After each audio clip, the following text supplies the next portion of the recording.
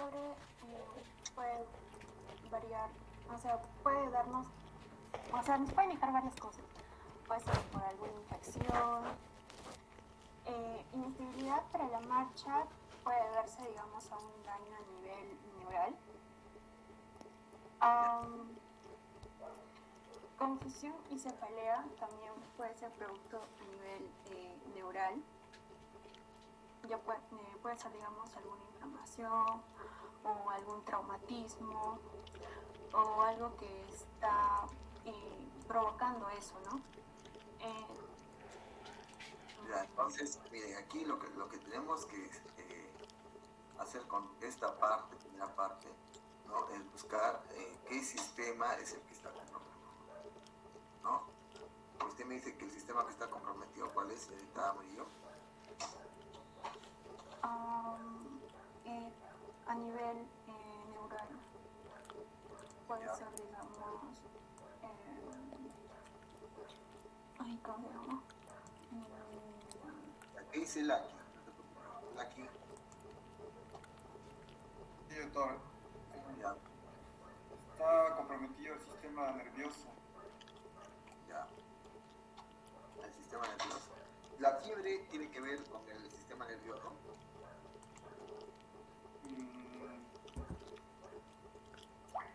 Me parece que no.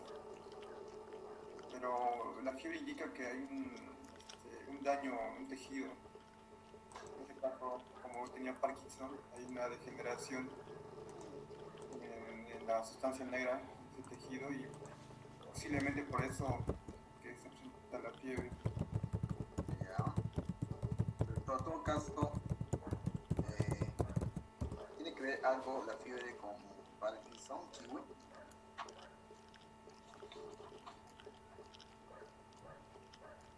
La kiwi. Prenda sus cámaras, por favor, se demora mucho en prender sus cámaras. Kiwi.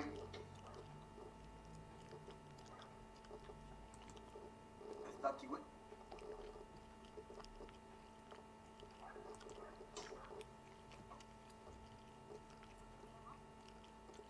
Claro, está usted en clase. Ya prenda su cámara, por favor, señorita, porque...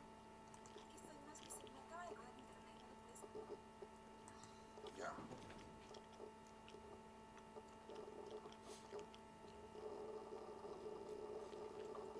Ya, ¿me puede escuchar ahora?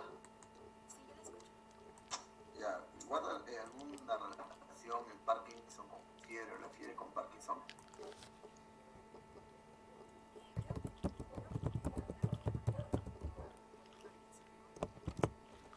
Ya. Bueno, el Parkinson es una enfermedad del sistema nervioso. A veces el paciente puede estar caliente, puede sentir sensación de calor. Tú tocas la piel, los pacientes son calientes. Pero aquí este término de fiebre es algo que te dice el paciente, ¿no? Y que no podemos realmente decir si tiene fiebre o no. En todo caso, debería decir fiebre cuantificada y siempre preguntar cuánto tenía temperatura. Entonces te van a decir, no tengo termómetro. Entonces, ¿por qué dices que tenías fiebre? Porque estaba un poco caliente. Entonces, ese término de fiebre lo tenemos que corroborar. ¿De acuerdo? Lo tenemos que corroborar para realmente ver si ha tenido fiebre, ¿no? Entonces, la fiebre es un signo que no te indica exactamente una enfermedad exclusiva. Así como, por ejemplo, McBurney, el signo de McBurney es sinónimo de apendicitis aguda. Fiebre, ¿no? Fiebre tienes en procesos infecciosos, en procesos de síndrome de respuesta inflamatoria sistémica, ¿no? En bastantes. Ahora,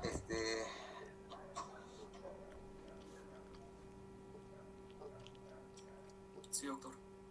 Ya, y el resto de los signos, inestabilidad para la marcha, iniciaría luego confusión y cefalea. ¿Puede hacer algún comentario sobre estos signos que le hace pensar que tiene el paciente? Me hace pensar que no hay una buena perfusión, o sea, al cerebro no está llegando ni oxígeno, que es lo principal para que funcione correctamente. Puede ser, puede ser eso, ¿no? Sí, podría ser eso. Pero también puede ser que no tenga glucosa, cero se alimenta de oxígeno. Claro, o de oxígeno o glucosa, uno de los dos.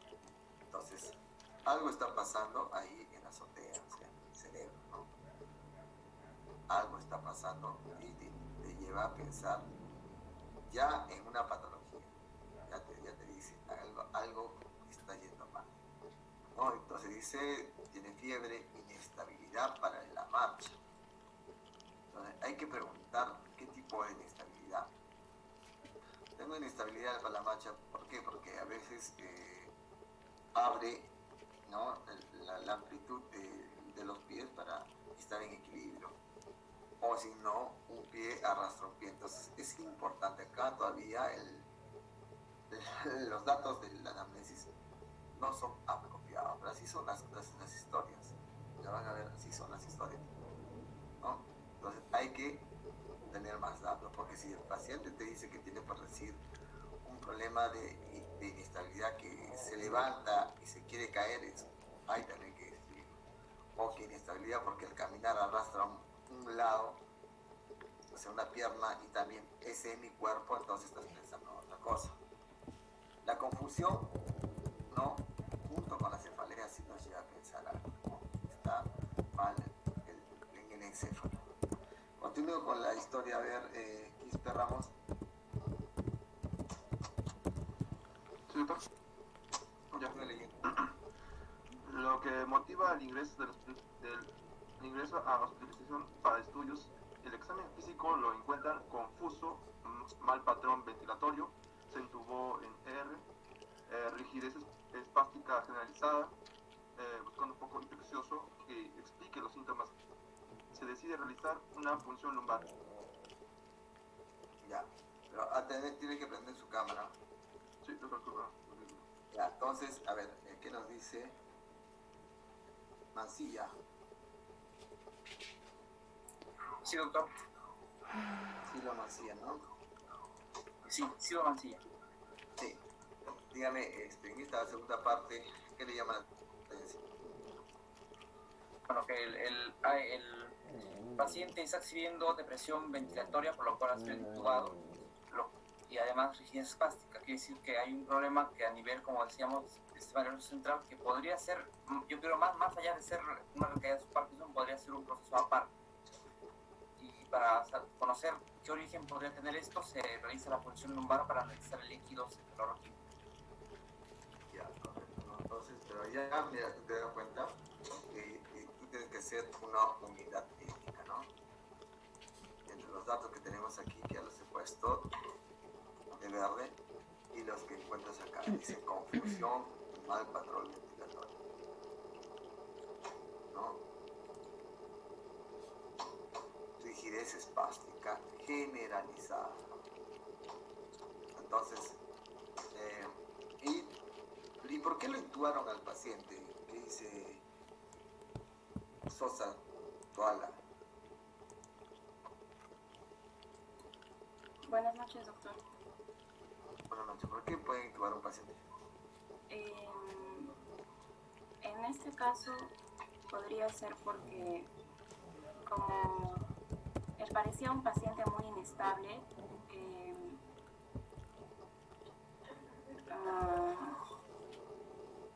y porque, bueno, con todos los síntomas es un paciente muy inestable, también que tenía confusión, que también estaba con mal patrón ventilatorio. Entonces, por ejemplo, si pierde la conciencia, o sea, creo que es como para prevenir algunas lesiones secundarias o que pierda la conciencia, entonces por eso se le da soporte ventilatorio. Ya.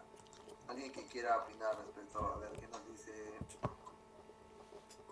Dudeña? Sí, doctor. Ya,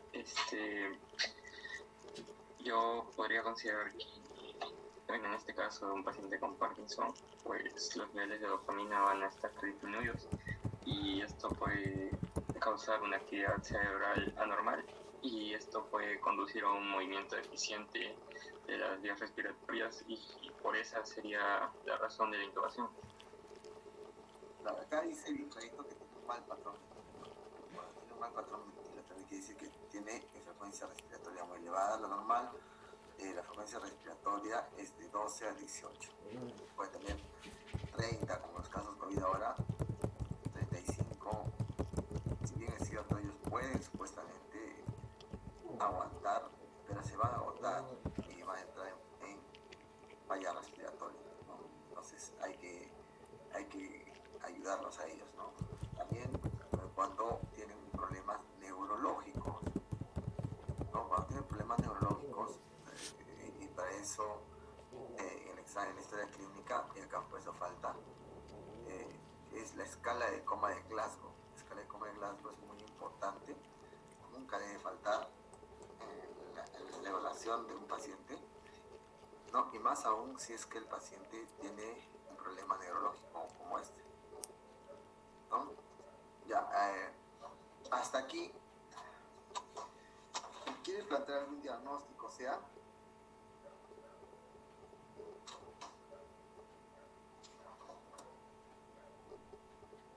¿me escucha, doctor? sí. Ya.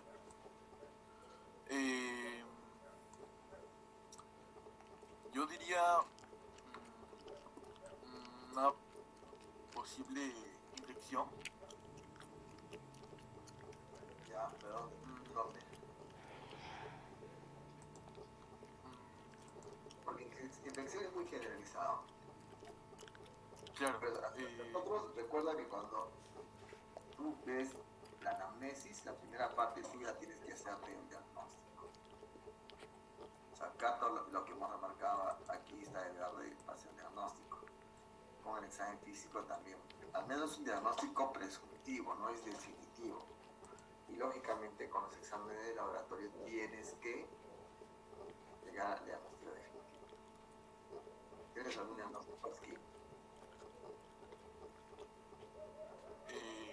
Pues una meningitis podría ser. Ya. ¿Por qué meningitis? A ver, porque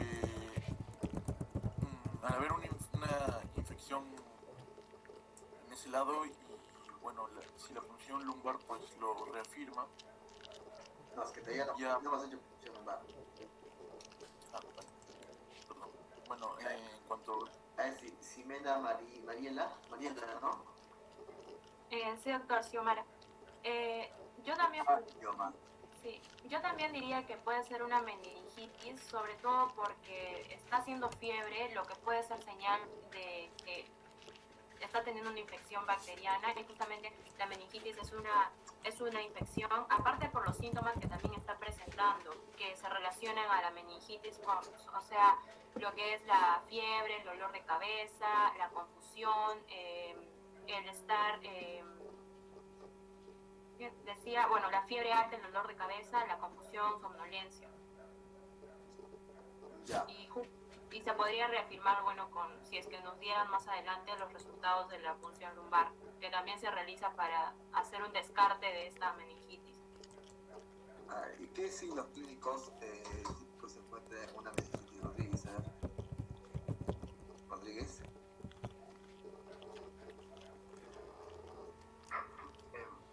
Ya, doctor, ¿se refiere a vista o cuando ya estemos los procesos de... No, examen de glucosa del paciente, examen del paciente. No hemos hecho todavía, porque acá dice función lumbar, no ha agarrado la función lumbar. con síntomas a la vista? Bueno, Claro, examen físico. sería ya la fiebre que presenta aquí, también aquí, pero más específicamente en la meningitis en el cuello, desorientación, vómitos, dolor de cabeza. Ya. Entonces, y aquí ya vamos a tener ya los resultados de la punción lumbar. Para que ustedes tengan conocimiento, la punción lumbar es un procedimiento, ¿no? Que debe tener como todo procedimiento, debe contar con la autorización del paciente si está lúcido o la autorización del familiar.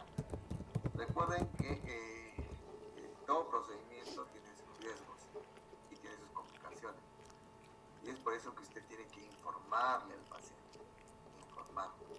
Para hacer una punción lumbar a un paciente que tiene dolor de cabeza, ¿no? Y que se está pensando en que, como ya dijo tu compañero, puede tratarse de una meningitis, ¿no? Entonces hay que ver realmente si es eso. La cabeza, el cerebro, así como el abdomen, son como las cajas de Pandora, no sabes lo que tienes allí, no sabes. En el abdomen también, te duele el abdomen y si es un dolor difuso, no sabes qué es lo que está pasando. Si es localizado es fácil, si es enfosis ilíaca derecha, apéndice, hipocondrio derecho, vesícula, no, si es en el hipogastro y es mujer y tiene alteraciones, por decir, con la regla, entonces puede ser que sea un embarazo, un aborto, ¿no? Pero si es generalizado es bien difícil. Y la cabeza, ¿no? Cuando duele también es bien difícil. Entonces se tiene que pedir la autorización al familiar y se tiene que hacer una tomografía. ¿Por qué? Porque puede ser que esté un tumor cerebral que esté produciendo todo este cuadro. Y cuando tú vas a hacer la punción lumbar, va a salir, ¿cómo se dice? El líquido cefalorraquídeo a chorro, ¿no? Y si tú no sabes controlar eso, el paciente puede producir una herniación de la masa encefálica, se enclava y se muere, ¿no? Entonces, pero de todas maneras ya aquí tenemos los resultados de una punción lumbar. No sé, a ver, señor Martín, ¿usted quiere leer y dar una explicación de los hallazgos que hay aquí? Bueno, lo que hay que hacerle, porque no puedo leer mucho, aunque tenga lentes, es de que dice de color rojo, glucosa de 25, proteínas de 185, los trocitos de 340, unos con los del 30%. La de abajo, sinceramente, no la alcanzo a leer. Mononucleados. Matías 42.000, después dice, no sé qué dice, 85% y 15%. Ahora, con los datos los pocos datos que tengo que leer, puedo decir que, ya que estamos frente a un análisis fitoquímico del cefalorraquídeo, las proteínas, tanto como las proteínas como la glucosa está disminuida, si no me equivoco, y las proteínas están aumentadas. Así es. En cuanto a los leucocitos, yo diría que está una leucopenia, pero que seguramente es de infección. Y en lo demás sí ya no podría decir, pero quería agregar, doctor, que en la primera diapositiva, normalmente, como usted mencionó, los pacientes son un poco, sienten calor y a veces no necesariamente inducen fiebre. Pero también he leído que dependiendo del stage de Parkinson en el que se encuentren, atraviesan diferentes síntomas que podrían ser los que necesitamos ahora. Solo que la fiebre y la confusión y la cefalea juntos, ahora no sé, y los medicamentos que está tomando el paciente, puede que haya la sospecha de la infección. Ya. A ver qué dice María Ángela. Sí, doctor, sería final de los resultados de la función lumbar del líquido cefalorraquídeo. Pues normalmente en el líquido cefalorraquídeo los leucocitos deberían ser de 0 a 5, pero aquí hay muchos, y también dicen que hay bastantes polimorfonucleados. Esto nos podría decir que es una situación por bacterias. Después abajo dice de que hay bacterias, que hay normales 85, creo. Esto podría ser porque la función lumbar podría haber sido traumática y por eso se filtró sangre. Por eso es también ¿Qué pasa? es color rojo y que tiene aspectos violentos. Después dice de que está el símbolo PANDI positivo dos cruces. Este símbolo nos indica de que hay proteínas, por eso está medio cruce. La glucosa está disminuida, las proteínas aumentadas. Esto podría ser un símbolo de efecto como se podría decir, en la batalla entre los leucocitos y las bacterias, pues las bacterias consumen la glucosa y como los leucocitos van a batallar contra las bacterias, producen las proteínas, pues, Claro, sí, es correcto, ¿no? Entonces, para hacer el diagnóstico, nosotros tenemos que ver cuál es lo normal. Entonces, tienes que más o menos ya saber qué es lo normal. Y acá no sé si logran ver, este es un liquiocefalorraquídeo normal, ¿no? El aspecto es cristal de roca, o sea, transparente. Tiene más de 5 células, más o menos por campo, ¿no? Las proteínas son menos de 45 miligramos por decilitro, la glucosa mayor de 70, los cloruros 116 a 122 milimol y la lactato de 1 a 3. Si tú estás hablando, por ejemplo, de una meningitis purulenta, porque tiene bastante leucocitos, predominio polimorfos, estas son las características. Si es un líquido turbio, las proteínas están aumentadas, como está aumentado en el caso, la glucosa está disminuida, ¿no? Que es lo más llamativo. Después, en la meningitis viral va a ser un poco difícil hacer el diagnóstico, ¿no? Porque está casi dentro de los valores normales, ¿te das cuenta? El liquiocefalorraquídeo normal son solamente algo parecente. Y la meningitis tuberculosa, lógicamente, las células son predominantes de monocitos.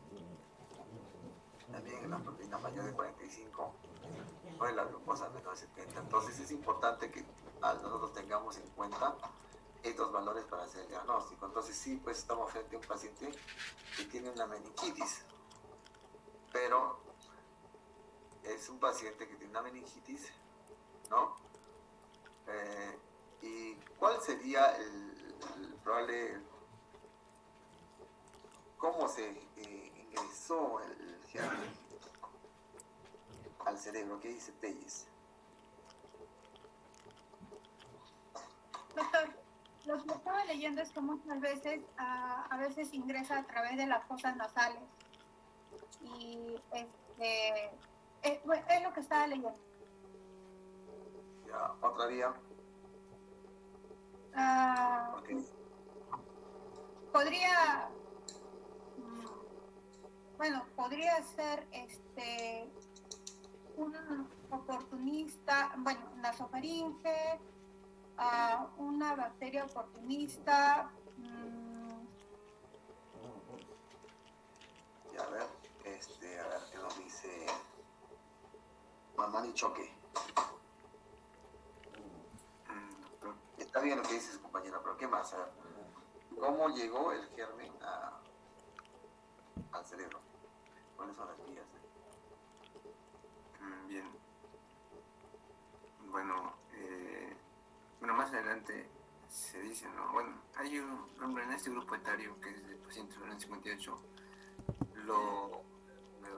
la mayor incidencia es de como neumonía, ¿no? Que generalmente eso, yo me animaría a decir de que podría ser las vías, como bien dijo, puede ser por vía, o en el caso de que sea viral, no puede ser también por sangre, ¿no? Claro. Generalmente es dependiendo del germen, ¿no? Claro, como dice su compañero, es, ¿no? El estreptococcus neumonía es un gran positivo, los que entran ahí, ¿no? Porque está el sistema respiratorio. Imagínate que entra una E. coli. La E. coli, ¿dónde es una enterobacteria? Está en el colon, en las heces. Para que entre ahí, tenía que estar esa E. coli en nasofaringe, ¿no? Pero esa es una de las vías, ¿no? La otra vía es la diseminación hematógena. Para ello nosotros tendríamos que tener, ¿no? Un sistema inmunológico deprimido, ¿no? Entonces, sí, puede ser esto. Entonces, estamos frente a una meningitis. Después vamos a ver.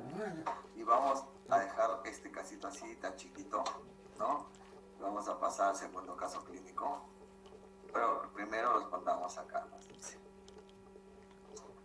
Mira, y acá le hicieron la coloración de gran, es un gran, pocos gran positivos, ¿no? Siempre, ya les digo, ustedes acostúmbrense cuando tengan así secreciones o algún foco infeccioso, por ejemplo, en este caso, líquidos cefalorraquídeos van a ser gran. Las infecciones urinarias, como tú te vas a ver cuando hagas tu internado, nunca hacen gran. Y lo mandan solamente a hacer examen completo de orina y urocultivo, ¿no? Sabemos que el 80% de las infecciones urinarias son con gran negativos, pero si tú le haces el gran de orina, ¿qué va a pasar? Te sale un gran positivo, es muy difícil que llegue un gran positivo a la vía urinaria. Entonces ahí te lleva a pensar que el paciente probablemente está inmunodeprimido. Y lógicamente, ¿para qué te ayuda el gran? A ver, aparte de identificar licuaila, aparte de identificar un grupo de gérmenes, ¿para qué te ayuda? ¿Cali? ¿Licuaila? Sí, doctor. A ver. ¿Me apagaste tu cámara? No estoy prendiendo. Ya, buenas noches, doctor. Ya, habla. ¿Me puede ayudar para identificar el tipo de meningitis? Ya, lógicamente. Ay, no, mi cámara, ¿por qué se apaga? Yo le he prendido ya. Sí, para el tipo de meningitis, y en este caso, como es gran positivo, la más común de las meningitis que tienen el coco gran positivo es la meningitis bacteriana. Y en este caso, la meningitis bacteriana es por el Streptococcus pneumoniae o el, ¿cómo se llama? Neumococo.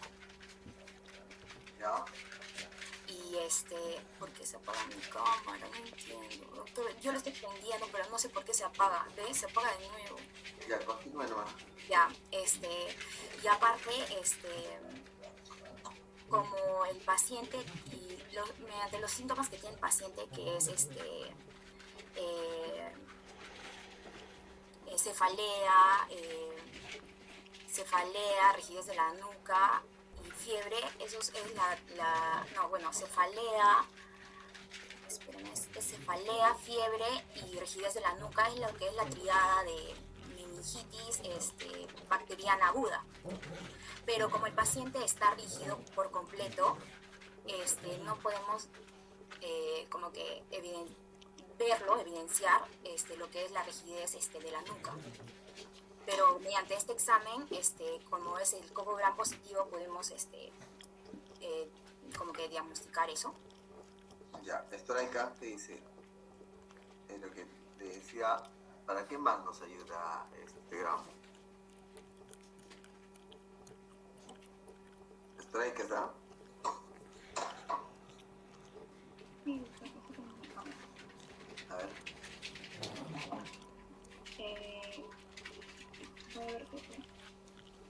Sí. Bueno, más que todo para saber qué antibióticos darles, también qué medicamentos. Sí, eso es lo más importante. O sea, mira, cuando tú agarras gran positivos o gran no solamente identificas a un grupo de familia inmenso de gérmenes que son gran positivos y otros que son gran negativos. Pero lo más importante aquí es el antibiótico que vas a utilizar. Recuerda que es empírico. Y si tú vas a dar un antibiótico para gran negativos teniendo un gran con gérmenes gran positivos, vas a errar. Y recuerda que aquí el tiempo es masa cerebral, ¿no? Es masa cerebral, igual que los accidentes cerebrovasculares. Mientras más rápido des el tratamiento, es mejor. Entonces, a ver, creo que quería hablar Nina con Dori. A ver. Sí, quería mencionar leí que una vía de entrada para la bacteria en este caso podría ser también posterior a un tratamiento neuroquirúrgico, a una cirugía del cerebro. Claro, ese es el otro mecanismo por el cual puede tener una meningitis por continuidad, ¿no? Entonces sí, es válido también. Pero eso es lo más importante, como les decía, la coloración de grado. Cuando ya hicieron el diagnóstico, respondieron la primera, cuál es el diagnóstico. Ahora, se requiere más estudios de laboratorio. ¿Qué dice? Solamente con eso podemos, mamá ni centeno. ¿Requiere algún estudio auxiliar o de laboratorio para confirmar el diagnóstico de meningitis? Creo que el principal estudio que se hizo fue el de la punción lumbar de líquido-cefalorraquídeo, que fue el más interesante, fue el más concluyente para el diagnóstico. Pero también he leído que pueden hacerse otros tipos de estudios, como el hemograma, los hemocultivos, ¿cómo se llama? La tomografía en algunos casos. Ya, lógicamente, lo que le dije inicialmente, antes de hacer la PL, no se quiere correr riesgo, piden una tomografía y si no hay nada, ni un proceso expansivo, hacen con confianza. ¿Qué más? A ver, Maltese. Doctor, aquí estoy. Otro examen, como dijo mi compañero, que es una tomografía, también podría ser una resonancia. Más que todo, la resonancia es para ver secuela. Pero para hacer el diagnóstico necesitamos utilizar bien el líquido cefalorraquídeo que han sacado para hacer todos los exámenes necesarios. Ya han hecho un examen citoquímico. Hay que hacer el cultivo para gérmenes comunes, ¿no? Hay que hacer el cultivo para BK, para decirle Koch, porque no sabe, ¿no? Entonces, y ¿qué más? Hay que hacer ADA también ahí, para ver si es que a veces no se logra encontrar el bacilo de Koch, pero cuando el ADA está elevado, te indica que probablemente el bacilo de Koch esté produciendo eso. Entonces, recuerda que no es como obtener el líquido cefalorraquídeo, es como tener una muestra de sangre que vas al laboratorio, te ligan y te sacan, ¿no? Eso es todo lo que tiene riesgo, ¿no? Ya, después usted misma, ¿qué tratamiento daría a su paciente?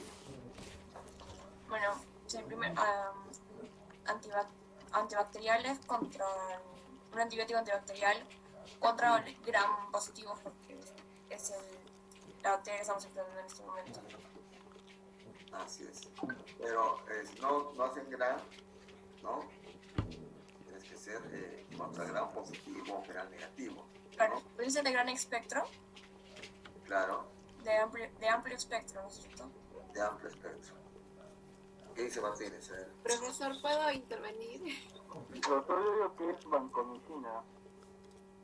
El programa es vancomicina 35,5, cada 8, cada 12. Doctor, ¿puedo intervenir? A ver, interviene. Bueno, la penicilina G y más la cefalosporina de tercera generación sería el antibiótico correcto para esta bacteria que es el Streptococcus pneumoniae, creo yo. Claro. Sí, o sea, la penicilina G debería ser por frecuencia el Streptococcus pneumoniae, podría ser. Pero si tú vas a emplear, por ejemplo, como dice su compañera, la vancomicina, estás pensando en un estafilococo, ¿no? Y tienes que tenerlo presente. Aquí en este caso, habría que ver cuál es el mecanismo por el cual un gram positivo no entró al cerebro. Puede ser un estreptococo, ¿no? Pero un estafilococo bien tranca, es otro mecanismo como vamos a ver a continuación, ¿ya?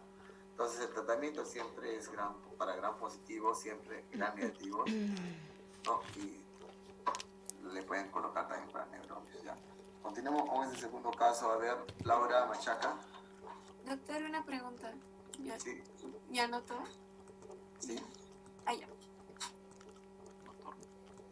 Laura Machaca. ¿Leo? Sí, sí. Okay. Ya. Caso clínico 2, paciente varón de 15 años, traído por bomberos.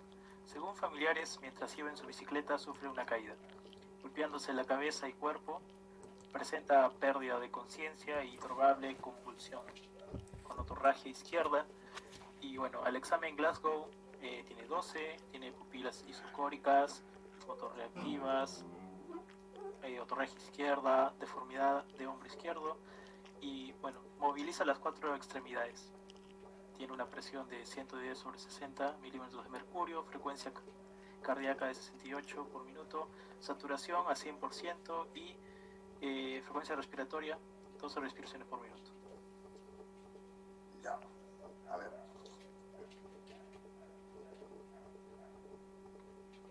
Mansuelo, Portugal. Sí, doctor. Ya, algo le llama la atención.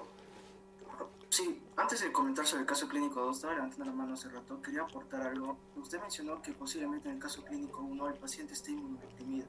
Viendo los fármacos, el levodopa, carbidopa, uno de sus efectos secundarios es que puede producir discrasias sanguíneas, que este es un trastorno de la sangre, puede alterar cualquier célula sanguínea, leucocitos o hematíes, y eso también puede haberlo comprometido para que su sistema inmune esté disminuido.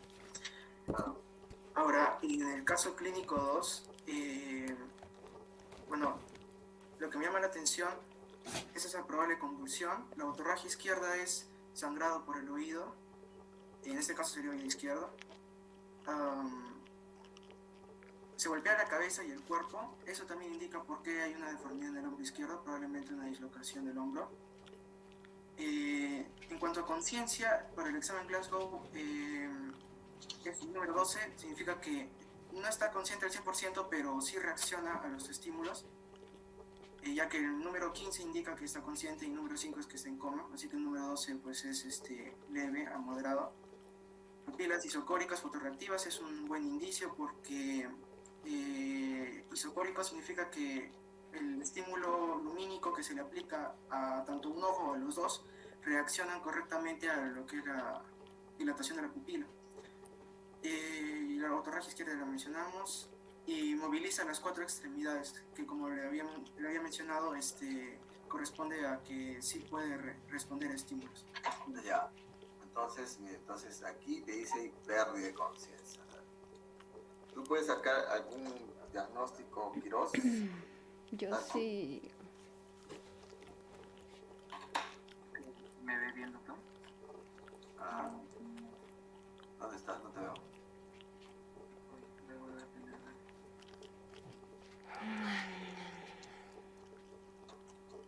Ahora. Tampoco. Ahora sí. Bueno, ya nosotros habíamos visto sobre todo en la clase de hoy día que puede ser alguna clase de contusión. Bueno, en sí es más que todo eso, por lo que ha pasado por el golpe. Una de contusión o traumatismo. Ya. Según lo que habíamos entendido en la clase, pues la otorragia izquierda es también un claro signo de que va a ser considerado como alguna clase de stroke hemorrágico. Eso es lo que hemos visto antes.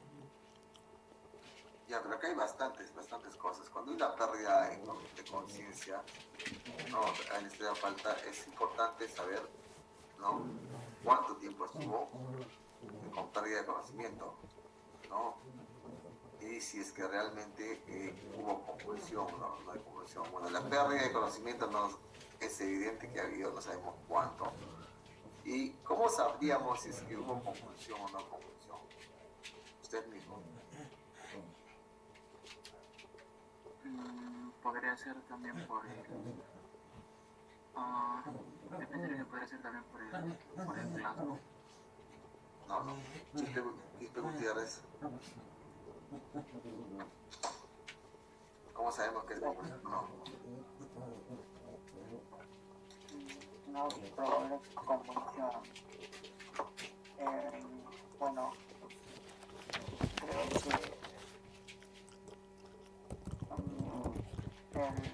que el estado de la persona, si es que, bueno, tal vez su frecuencia respiratoria, su frecuencia respiratoria. Ya, ¿cómo sabemos si es convulsión? Primero hay que preguntar a las personas que estuvieron con él si tuvo movimientos involuntarios, cuánto duró, si eran generalizadas o si eran parciales, ¿no? Segundo, a veces cuando hay convulsión se acompaña de relajación de esfínteres.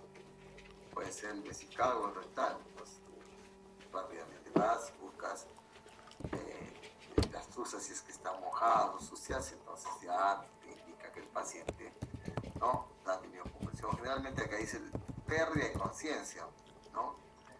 Y probable convulsión. Hay mucha gente que tiene síndrome compulsivo de epilepsia y que está en la calle y convulsiona, ¿no? Y después pierde el conocimiento, ¿no? Entonces, esa es una cosa. Y otra es, ¿no? Que se cae, se golpea la cabeza y después convulsiona como consecuencia del daño severo que ha tenido, ¿no? Al golpearse la cabeza. Entonces, eso tampoco no lo podemos precisar acá. Es muy importante cuando tú hagas clínica ya, entonces ahí vas a tener, y vas a saber cuál fue primero. Dependiendo de lo que fue primero, va a ser el diagnóstico. Como por ejemplo les digo, ¿no? Generalmente la gente que convulsiona, después de convulsiona entra en estado positral, tiene compromiso el sensor, ¿no? Pero aquí dice que se ha golpeado, y como sucede en algunos pacientes que tienen golpes fuertes de cabeza, ¿no? Y después convulsiona. Es igual que un paciente, por decir, lo llevan a emergencia porque se golpeó la cabeza y tiene un hematoma con una herida, ¿no? Entonces, mal hecha la historia. ¿Por qué? Porque no indican qué pasó. Y ese paciente termina en cirugía. En cirugía termina ese paciente.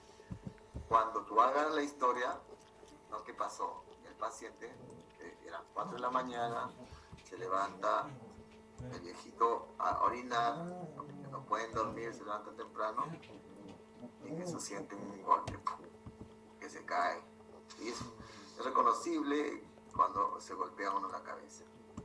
Entonces acude la familia y le encuentran convulsión, ¿no? Entonces,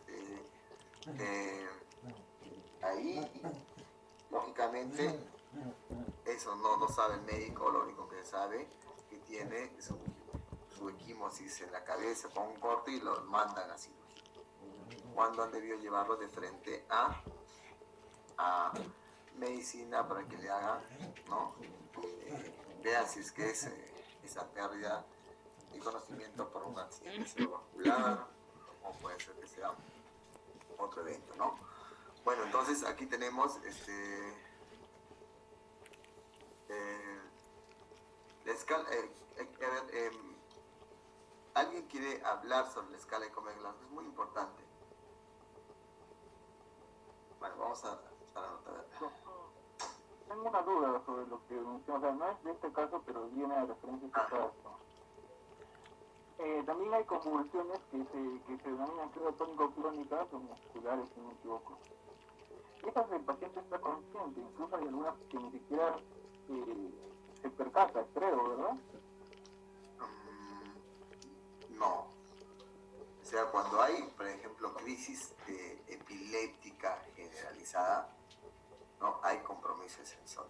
Incluso en las crisis epilépticas parciales, en donde tú vas a ver a un niñito que está con los ojos, ¿no?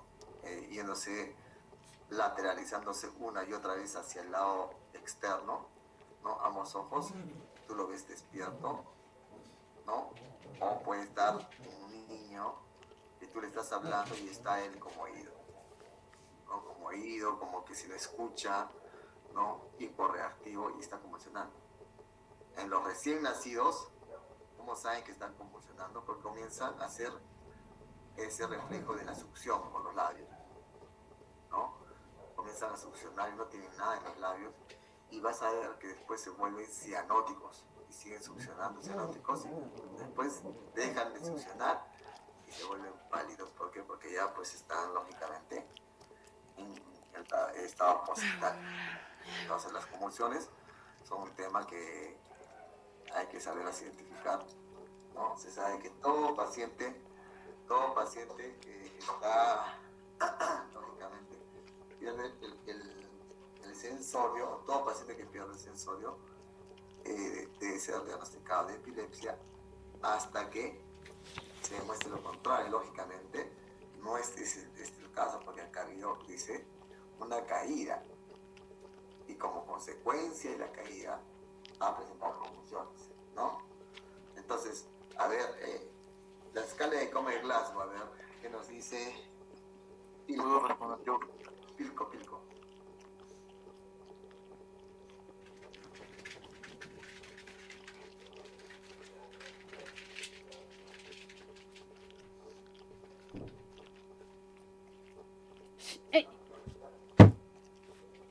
Sí, doctor. ¿Me escucha? Sí, le escucho. Ya. Bueno, ya hablando sobre la escala de coma de Glasgow, es una valoración al nivel de la conciencia, que consiste en una evaluación de, bueno, 3 criterios, ¿no? En una respuesta ocular, en una respuesta verbal y en una respuesta motora. Y cada uno de estos criterios se evalúa mediante una subescala.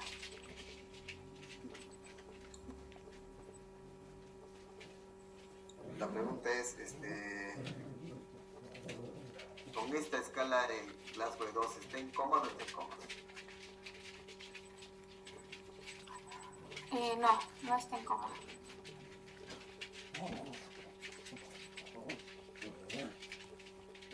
¿Cuánto tendría que tener la escala de coma de Glasgow para estar en coma? A partir de cuando es menor a 8. Es correcto, ¿no? Entonces es importante, ¿no? Es importante conocer la escala de coma de Glasgow, ¿no? Un paciente que tiene, lógicamente, menor o igual a 8, paciente está en coma. Aquí está estadio 12. Y esta escala de ingreso de 12 nos va a ayudar a saber cómo está en su evolución, ¿no? Nos va a ayudar cómo está en su evolución. Ya.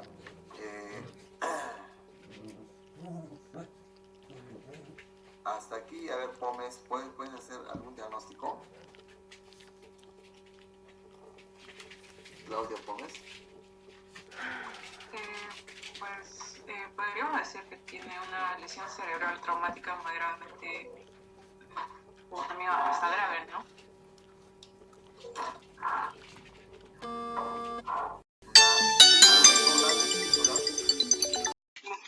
Diego, estoy en clases.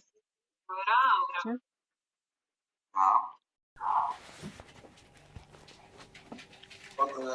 ¿Alguien quiere dar otro diagnóstico? Doctor. A ver. No, vamos a dar la oportunidad a Sosa, a ver.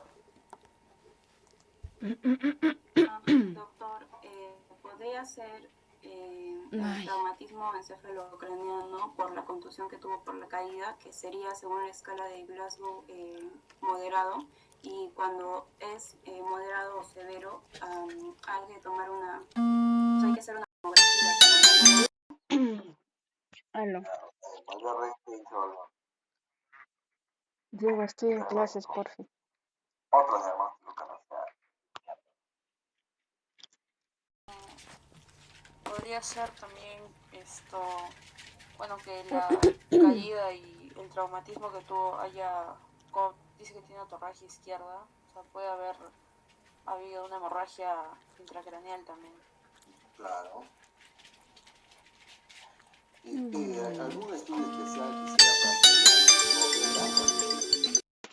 Diego, estoy en clases. Para este caso Estoy en sería clases. una tomografía. Tomografía de cerebro, lógicamente, con contraste. Con contraste, sin contraste. Con contraste. En contraste, me parece. ¿Alguien dice lo contrario?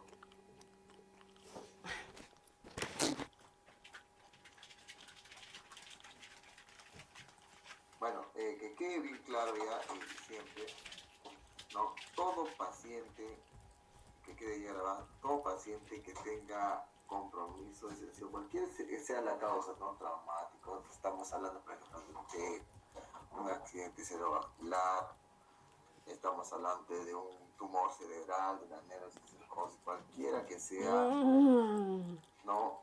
El daño que esté produciéndose o lesionando el cerebro, la tomografía es sin contraste. El objetivo es ver, ¿no? Si es que hay lesiones hemorrágicas o no.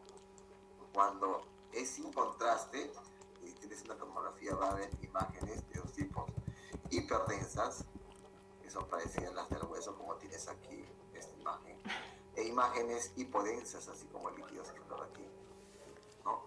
Generalmente cuando son imágenes hiperdensas, estás hablando de un paciente que tiene una hemorragia, ¿no? ¿Cuál es mi diagnóstico? Sí, hay que estudiarlos. Y cuando son imágenes isquémicas, ¿no? Como los accidentes cerebrovasculares isquémicos, no va a salir absolutamente nada en la tomografía. No va a salir. Después de 48 horas se va a ver una imagen hipodensa en el lugar, ¿no? Entonces, a ver,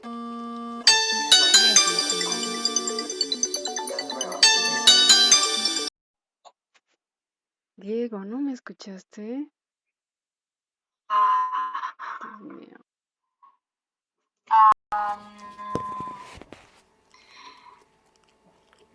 Bueno, lo que podría opinar es que hay una masa, tal vez por el accidente que hubo. claro.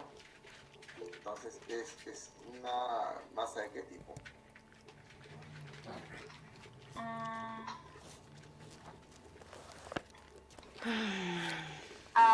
Bueno, el tipo de masa podría ser...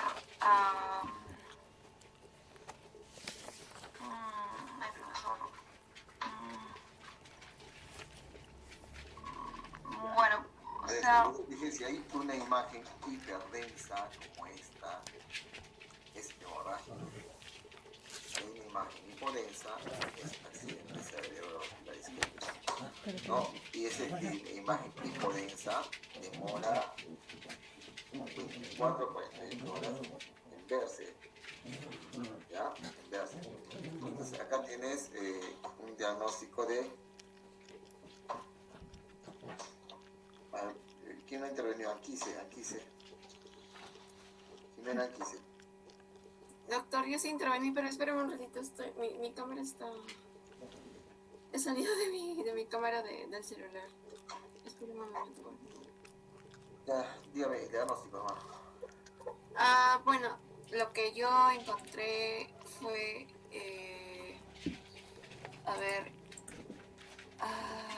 el diagnóstico fue... edema cerebral.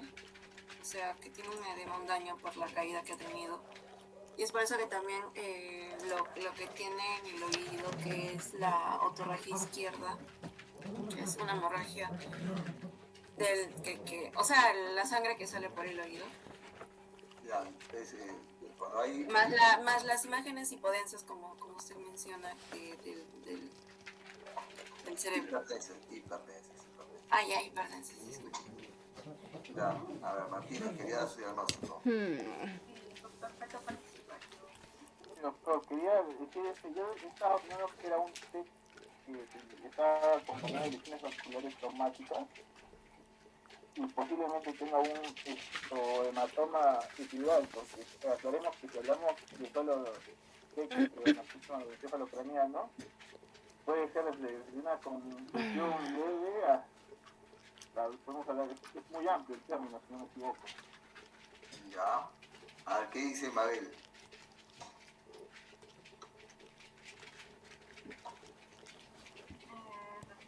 ¿Cuál es su apellido? No, Ramos Flores, doctor. Querías opinar. Sí, justo lo que dijo mi compañero Martínez, que es un traumatismo craniano, pero más abajo menciona sobre que vuelve a hacer un drenaje ventricular y vuelve a aparecer secreciones purulentas. Ya no, pero estamos a este nivel aquí. Ya, en todo caso, lo que dije. Ya, bueno, mire, para aclarar a tu compañero Martínez, a ti ahorita tienes es un hematoma, es intraparenquimal, es una hemorragia intraparenquimal, no es loco, una hemorragia intraparenquimal. Los hematomas epidurales tienen otra forma, ¿no? Entonces, ¿qué es lo que tiene que hacer aquí? Esta hematoma, como está cerca, supuestamente, al hueso, entra y drena, pues no, lógicamente saca. Llama la atención, si se dan cuenta, este es el peñasco, ¿no? Este es el derecho, aquí hay aire. Entonces el peñasco se ha fracturado, por eso que hay. Ay, Dios mío. ¿No? Entonces, lógicamente, si tú te das cuenta aquí, no hay signos de la estructura del cerebro, lo cual nos indica que hay edema. Así vamos avanzando. Entonces, ¿qué ha pasado? ¿Sí? No, solo tuve saber, porque también está lo que yo pensaba en la tarde,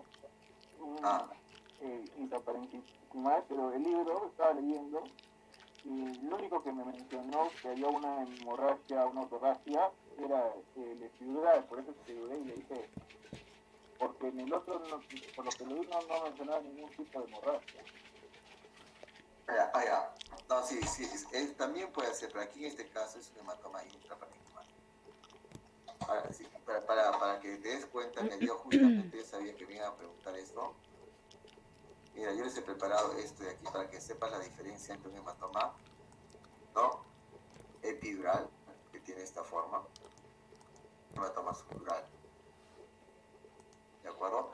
Este de acá es intraparenquimal, está aquí. ¿De acuerdo? Mira, este es el hematoma epidural, tiene una forma de rombo, ¿te das cuenta? No como aquí. ¿No? Este es un intraparenquimal, lógicamente. Este es un hematoma epidural también, ¿no? Y acá tienes los hematomas subdurales, que es todo es como una raya, ¿no? Recta, y ahí tienes el hematoma. Y este es un hematoma subdural agudo, porque la sangre te da una imagen hiperdensa, o sea, está blanco.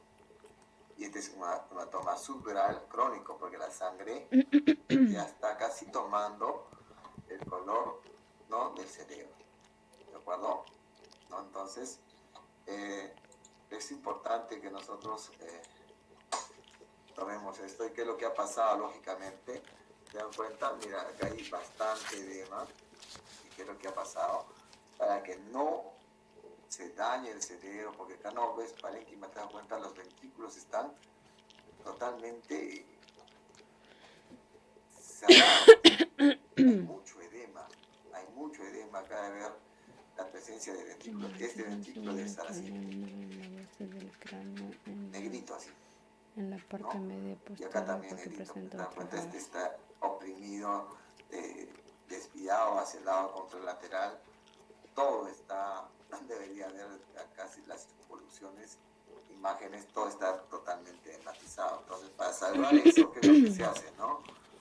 Hay medidas quirúrgicas para salvar este paciente. Entonces, acá dice, paciente evoluciona con deterioro de conciencia. La escala de Glasgow, que inicialmente tenía de 12, no disminuye a 5, por lo que se decide una intubación endotraqueal, ¿no? soporte ventilatorio y terapia antiedema cerebral. Entonces, hemos dicho que todo paciente que tiene una escala de coma de Glasgow menor o igual a 8, el paciente está en coma y ese paciente debe ser intubado porque no va a manejar las secreciones y se va a aspirar, ¿no? Es por eso que todo paciente que tenga escala de coma de Glasgow menor o igual a 8, se tiene que hacer eso. Y lógicamente,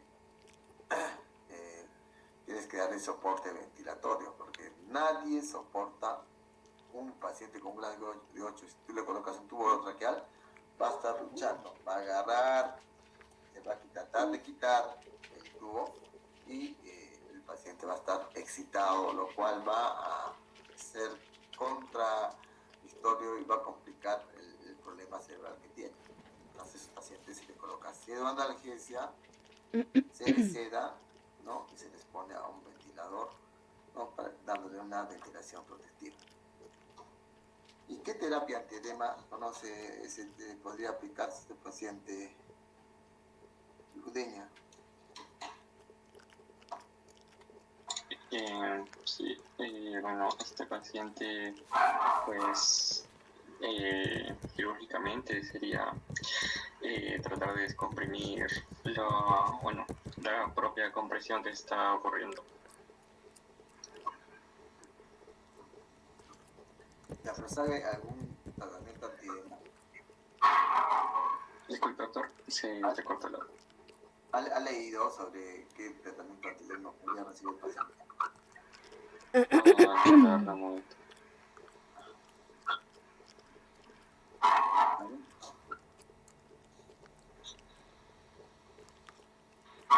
¿Qué dice liendo? A ver.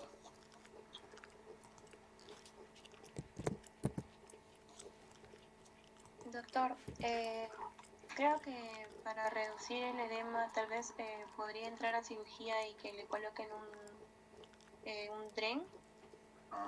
Ese es uno, pero antes que el paciente sea llevado a las operaciones pasa horas. Tú vas a estar haciendo tu internado, vas a ver que el cirujano se va a demorar o el cirujano se va a demorar para que unas 10 horas para que entres. Hasta mientras, ¿qué le podemos dar? Está bien, está hecho ese tratamiento. Una craniotomía descompresiva. Claro, para Chana. reducir la presión intracraneal. Así es. ¿La Chana? Sí, doctor. Sí, doctor, recuerdo que se usaba el manitol en casos para reducir el edema. Así es, el manitol. Ya, es importante que nosotros conozcamos para que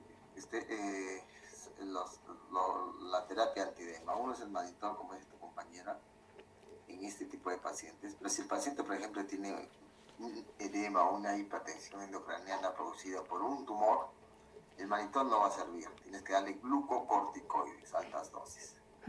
12 miligramos de dexametasona por día, que lógicamente va a traer complicaciones de probable inmunodepresión si lo utilizas por mucho tiempo, pero vas a ver ese paciente que tiene su edema cerebral como consecuencia de una metástasis cerebral, si quieres, va a estar lúcido, va a poder conversar. Y ahora, si el paciente está hiperventilado y se entró también a cirugía, post-cirugía va a salir ventilado. Pero no sé. Entonces, si tú bajas la presión parcial de CO2 de 45, que es lo normal, a 28, también te ayuda a disminuir el edema cerebral, por lo tanto disminuye lógicamente la hipertensión endocraniana. ¿Te dan cuenta?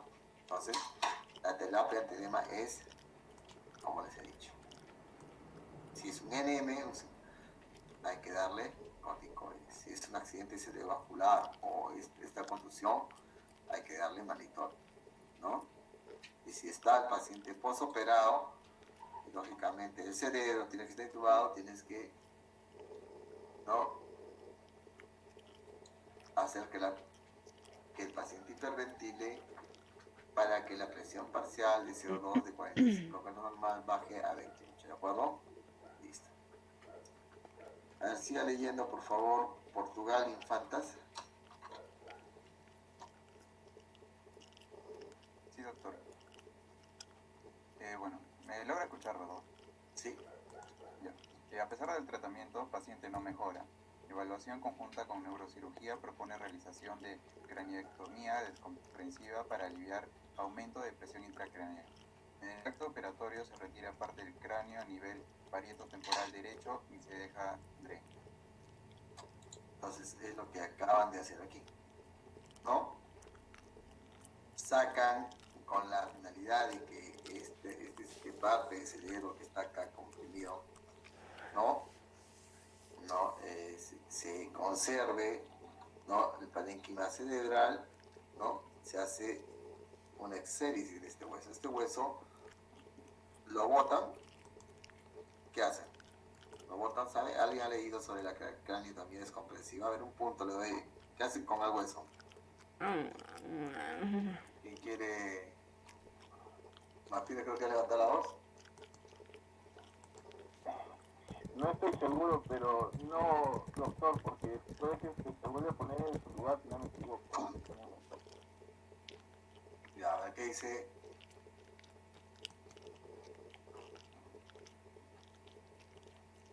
Mancilla. Sí, doctor, tiene entendido que mientras el hueso esté retirado de la cavidad craneal lo colocan en otra parte del organismo por si el abdomen para que sobreviva, ¿no? Porque es tejido vivo, el hueso es tejido vivo y tiene que mantenerse vivo. Entonces, sí, como dices, su compañero, una vez cuando se hace la craneotomía descompresiva, este parte de hueso se le guarda en el peritoneo. Le pone ahí, ¿no? Claro, no, este hueso en el peritoneo se le coloca en el abdomen. Y de tal manera que cuando el paciente ya ha disminuido, nuevamente se le coloca. Es lo mismo, doctor, que cuando a veces tienen que sanar ciertas heridas, por ejemplo, de la mano también, porque eso expliqué, y no hay tejido, hacen un collajo y guardan la mano dentro del abdomen. Así es. Entonces aquí ves en la tomografía, puedes ver que el edema es grande y que está disminuyendo. No, está disminuyendo, ¿no? Aquí le han hecho una ampliación de la craneotomía, si te das cuenta, ¿no? Es bonito ver estas imágenes. Me recuerdo cuando yo era estudiante no se podía ver estas imágenes de tomografía, era pura placa gráfica. Y sigamos acá. ¿Quién ha intervenido? Santos. Sí, doctor. Ya, lea. ¿Dónde está que no la veo? Aquí.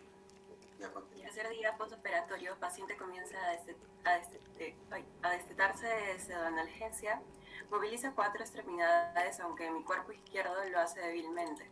A través del drenaje ventricular se evidencia retorno purulento. El paciente se torna febril, ante lo cual se decide realización de la punción lumbar. Ya, sí. Ya, bueno, ¿por qué? Usted me dijo, ¿por qué le va a hacer la punción lumbar? Por lo que se va a evidenciar un retorno purulento, entonces se sospecha de una posible infección. ¿Y cuál sería el mecanismo por el cual se ha infectado? A través de la cirugía que le han realizado. Sí, puede ser. Tala Chipoco. ¿Tala? Sí, presente. La misma pregunta. ¿Cuál es el mecanismo por el cual se piensa que tiene nuevamente una infección a nivel de la meninges? Puede ser, pues, porque por eso le quiere hacer la punción lumbar, ¿no? Claro, una negligencia, ¿no? O sea, durante la operación, pues, no ha habido, y eso generó una meningitis, o por el mismo DREN, ¿no? De la obstrucción, ¿no? es algo intrahospitalario, también meningitis intrahospitalaria. Ya. Entonces, lógicamente, miren, cuando uno hace una cirugía, tiene que hacerla siguiendo las normas. Entonces, el que sigue las normas no va a tener complicaciones, ¿no?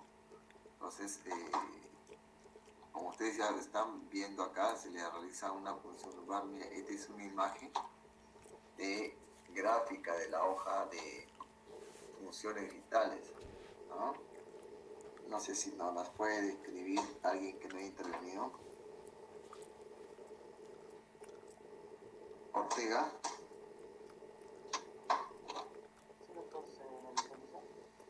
Ah, sí.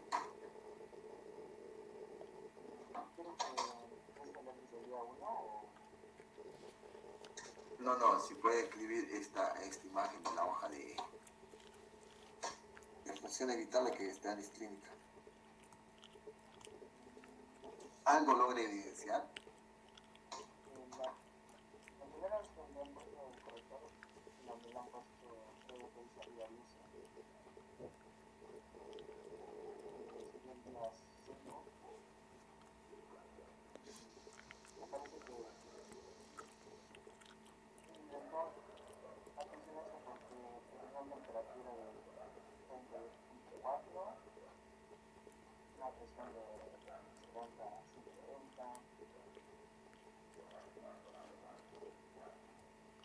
Ya miren, esta hoja la van a encontrar en Historia Clínica.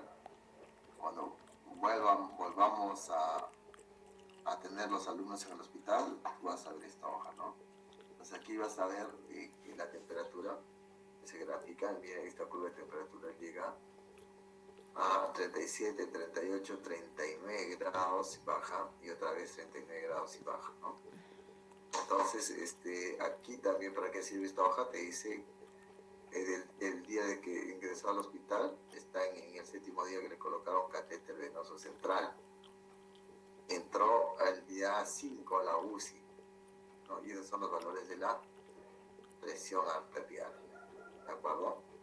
Entonces, nosotros tenemos que ver que el paciente está febril, ¿no? Está febril. Ese paciente que ha sido operado no tiene por qué estar febril, pues. Si tú haces una cirugía con las medidas de asepsia, entonces no puede pensarse, ¿no?, en hacer una punción lumbar. Hacer una punción lumbar quiere decir de que probablemente tengamos una infección a nivel del cerebro. Entonces le hacen una punción lumbar y es lo que sale. A ver, ¿alguien falta intervenir, por favor?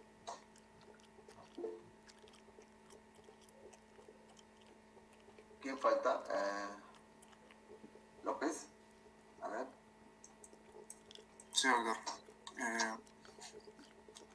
Leo los resultados. Así, y interprételo, por favor. Ya. Dice que la correlación gráfica con cocos gram positivos y ococitos gram negativos, los leucocitos, está en 5.670. La glucosa 35 miligramos por decilitro y las proteínas 450 miligramos por decilitro. Los leucocitos en primer lugar están aumentados. Normal eran de hasta 5 y casi siempre de predominio monomorfonuclear, es decir, linfocitos. Aquí no nos indica si hay predominio polimorfonuclear o si es monomorfonuclear, pero casi siempre en la meningitis obviamente se encuentran los polimorfonucleares aumentados. La glucosa está baja, lo normal es de 50 hasta 100. Igual hace rato explicaron también por qué la glucosa está baja, por el uso de la glucosa por parte de las posibles bacterias que obviamente están. Y las proteínas están aumentadas de igual manera. Las proteínas suelen llegar hasta 20, 40 en el líquido cefalorraquídeo. Ya, con eso concluye que ¿qué ha pasado aquí? Entonces, ¿cuál es el diagnóstico? Hay una meningitis bacteriana. Ya. Entonces acá dice, ¿cuál es el diagnóstico? Usted dice que es una meningitis bacteriana. ¿Alguien ha intervenido?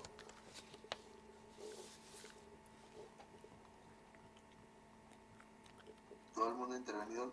A ver, por favor. Y entonces vamos a segunda ronda. A ver, ¿qué opina Kiwe Paco? ¿Diagnóstico?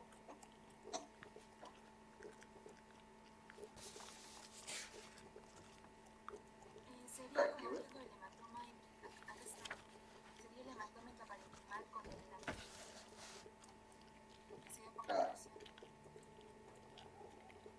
Ya. Entonces, a ver, Valverde, ¿qué opina? ¿Otro diagnóstico? Pues un diagnóstico para, como ya dijeron lo de la meningitis, cualquier infección, ¿no?, que haya tenido dentro del hospital. Ya. Entonces, a ver, no sé si se han dado cuenta, los dos son meningitis, entonces el primer caso y el segundo caso. ¿Qué dice? Entonces, bueno, sí, los dos son meningitis. El primer caso del paciente de Parkinson, ¿no? Que vino con compromiso de sensorio, ¿no? Es una meningitis, en este caso. No, pero es una meningitis comunitaria, ¿no? En donde el germen ya lo sabemos por frecuencia y le podemos dar un tratamiento antibiótico. Lógicamente, cerebro es, como se dice, es un órgano que debemos evitar, ¿no?, que se atrofie, que se malogre. ¿Por qué? Porque no, eso trae como consecuencia secuelas, ¿no?, con la parte motora, con la parte supratentorial del pensamiento, ¿no? Entonces es una meningitis comunitaria, a diferencia del otro caso clínico, que es como consecuencia de una cirugía, porque acá el hematoma no tiene nada que ver con la meningitis. El paciente se cayó, hizo un hematoma intraparenquimal. Aquí el problema fue de la praxis talismédica en el acto quirúrgico, que no hicieron la desinfección, no lo raparon bien al paciente, ¿no? Y la otra es las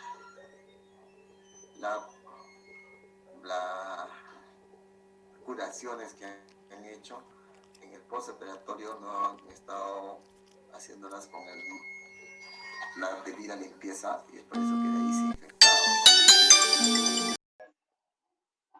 Diego, en un momento te llamo, ¿sí? De la limpieza adecuada. Entonces, ¿qué tratamiento le damos? A ver, Sánchez.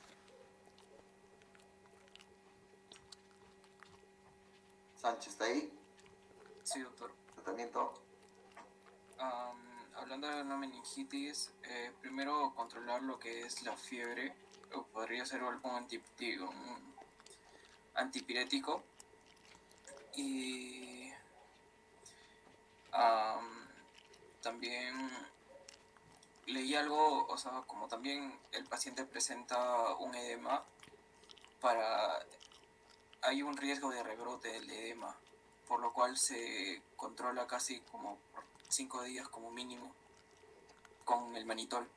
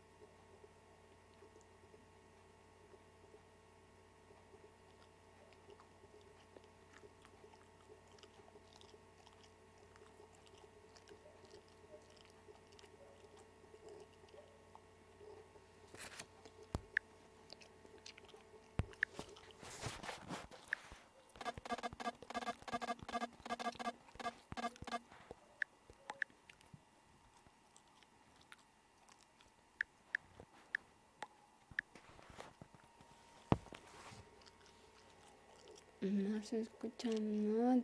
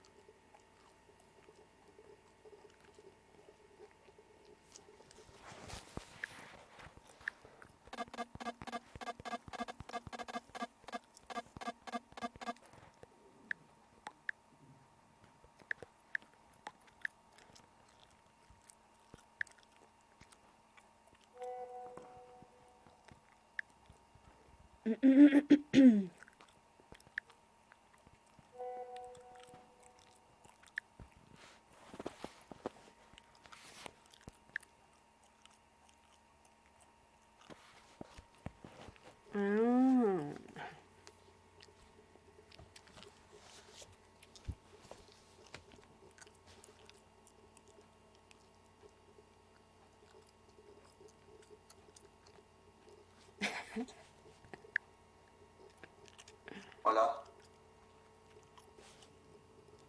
Ahora sí se le escucha, doctor.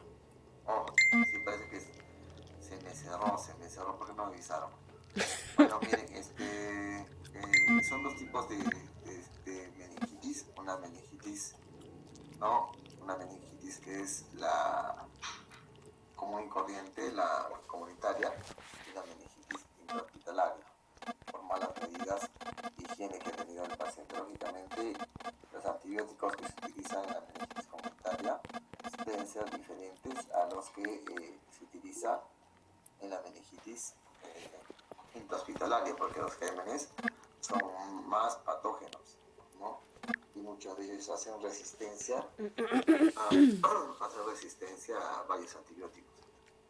Entonces, son dos mecanismos totalmente diferentes, al igual que cualquier otro. Por ejemplo, las neumonías, hay neumonías también comunitarias, ¿no? Y hay neumonías intrahospitalarias. El paciente entra al hospital, por ejemplo, por una diabetes descompensada y en el curso de 2 días ya tiene tos, le tomas un hemograma, una placa y ya tiene una neumonía. Es una neumonía hospitalaria que es más severa que un cuadro de una neumonía adquirida en la comunidad. Bueno, jóvenes, vamos a dejar hasta aquí esta práctica. Mañana tenemos clases 8:30, ¿ya? ¿Alguna pregunta? Disculpe, una consulta.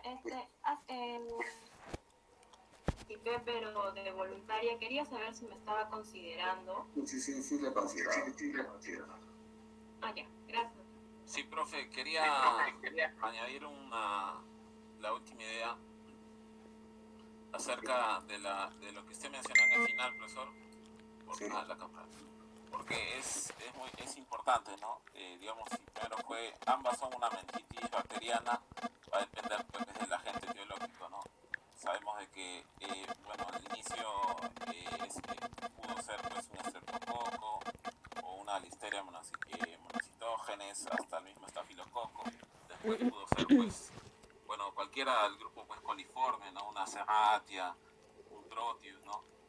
Una Escherichia coli. Y lo más importante también sería, profesor, como ya que se tiene que hacer con mucho cuidado, sería bueno la detección hasta del serotipo de la especie, profesor, y también saber, digamos, a qué grupo pertenece para darle el tratamiento adecuado, el diagnóstico lo más correcto que se pueda, porque estamos pues tocando pues un órgano que es fundamental, pues, ¿no? O sea, hay que ser rigurosos en ese aspecto para determinar la especie y subespecies, si se puede. Claro, sí, pero conociendo, por ejemplo, existe estafilococo, tienes que agarrar y dar tratamiento para un estafilococo con meticilino resistente, ¿no? O sea, con antibióticos, y se puede decir de amplio espectro para gram positivos. Porque si tú le das estafilococo, por ejemplo, oxacilina, vas a perder cerebro, ¿no? Donde frente tienes que darle vancomicina o linezolida, ¿no? Entonces es importante acá el tratamiento inmediato, ¿no? Y certero, porque eso significa masa cerebral que se está perdiendo, lo cual va a traer como consecuencias, ¿no? Alteraciones en la motilidad, en la percepción, ¿no? Etcétera.